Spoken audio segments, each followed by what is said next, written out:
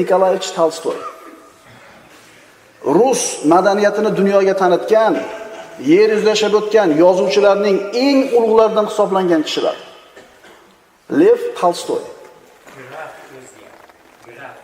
U kishi umrining oxiriga borganda aytgan so'zlari, qilgan ishlari, fe'llaridan ana shu davrdagi jamiyat u kishini tushunmagan.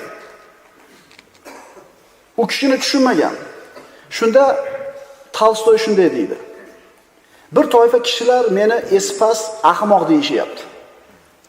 Yana bir toifa esa lahma, mistik bo'lib qopti bu odam deyishyapti. Hukumat kishilari esa revolyutsioner deyishyapti. Ya'ni meni hech kim tushunmayapti. Bu narsa men uchun og'ir, tan olaman. Shuning uchun menga u Muhammadga ergashganlardan deb qaranglar, hamma narsa chiroyli bo'ladi. Nima